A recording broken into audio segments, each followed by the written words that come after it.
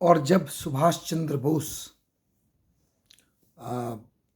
Japan पहुंचते हैं और उसके बाद मोहन सिंह जी उनकी प्रतिभा को देखते हुए उन्हें आज़ाद हिंद फौज की कमान देते हैं और फिर सुभाष चंद्र बोस उसको और बेटर इम्प्रूव करके ज़्यादा बलिष्ठ बना करके भारत पर जापान के सहयोग से अटैक कर देते हैं और वो अंडमान निकोबार और हमारे मणिपुर के क्षेत्र पर अटैक करते हैं और आज़ाद हिंद फौज मुकाबला करती है। परंतु जब हिरोशिमा और नागासाकी पर बम गिरता है तो सुभाष चंद्र बोस जो है की सेना जो दम तोड़ देती है और सुभाष जो है एक प्लेन एक्सीडेंट में उनकी डेथ हो जाती है और बाद में वो जो सिपाही पकड़े जाते हैं आईएनए के, उनको भारत में लाया जाता है, उनके ऊपर ट्रायल चलता है जिसमें कि नेहरू जी, भूला भाई देसाई,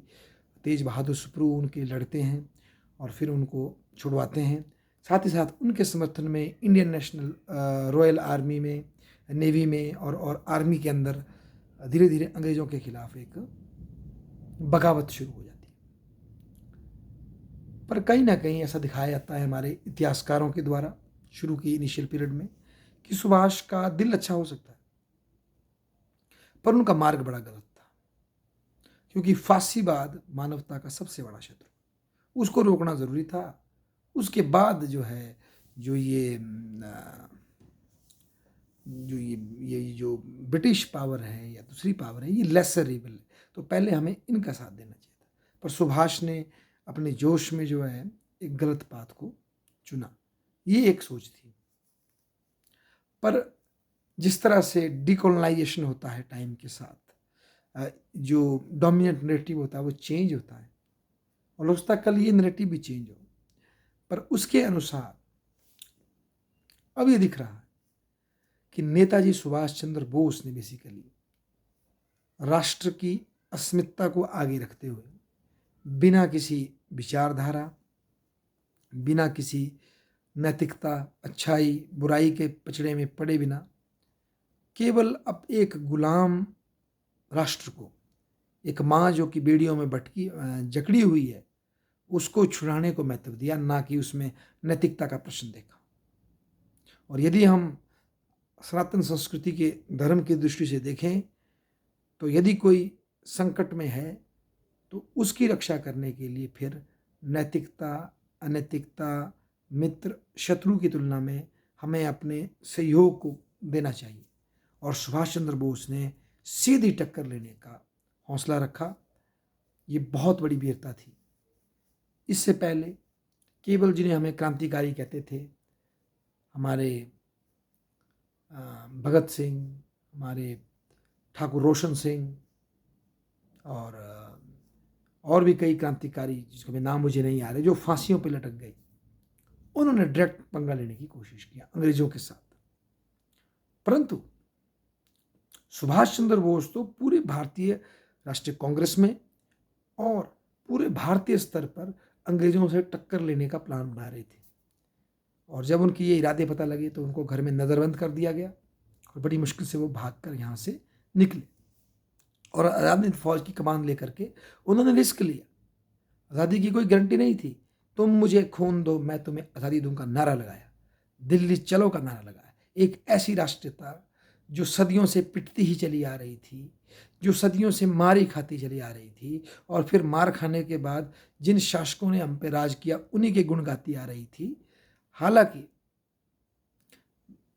कई ऐसे अवसर रहे जिसमें कि विरोध भी हुआ और सक्सेसफुल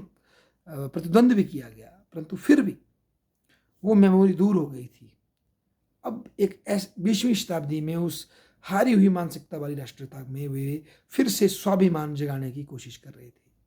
कि हम स्वयं लड़ करके अपनी आज़ादी, अपनी माँ को की आज़ादी को अपने खून के बलिदान से हम प्राप्त कर सकते हैं और भारत को जैसे कि अमेरिका आज़ाद हुआ आज़ाद करा सकते हैं, हम प्रयास कर सकते हैं।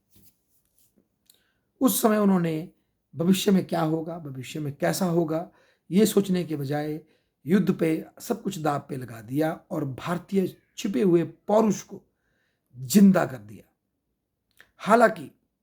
उनकी पराजय हुई, पर आज़ाद हिंद फौज वीरता से लड़ी और उनकी इस वीरता को देखते हुए, उनके इस सेक्रीफाइस को देखते हुए जो सैनिक भारतीय पकड़े गए थे, जब अंग्रेजों ने उनको बेइज्जत करने की कोशिश की अपनी आर्मी में, आर्मी के द्वारा और ट्रायल्स के द्वारा। तो जो भारतीय सैनिक अभी भी अंग्रेज़ों की सेना में काम कर रहे थे, उनके अंदर अपने उन बंधुओं के लिए जो कि गुलाम बनाए गए हैं, के प्रति प्रेम की भावना जागी।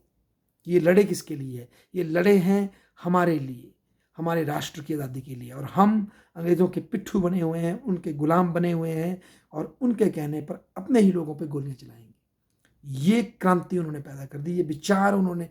अंग्रेज़ों के पास जो भारतीय सैनिक थे उनके मन में डाल दिया, और तभी रॉयल नेवल विद्रोह हुआ। सेना की टुकड़ियों में विद्रोह की सुरबुराहट फैलने लगी, और अंग्रेज जो कि भारत पे सेना के बूते पे राज करते थे, सेना उनकी अल्टीमेट सुरक्षा की गारंटी थी, जब उन्होंने देखा कि इसके ऊपर हमारी कमांड छूट रही है तो उनके पांव के तले से जमीन निकल गई। ये क्रांति थी सुभाष चंद्र बोस की। इसमें मोहन सिंह का क्रेडिट कम नहीं, परंतु जो उसने इस फिल्म में, इस आंदोलन में, इस कर्म भूमि में जो जान फूंकी, वो डायनामिक पर्सनालिटी थी नेताजी सुभाष चंद्र बोस।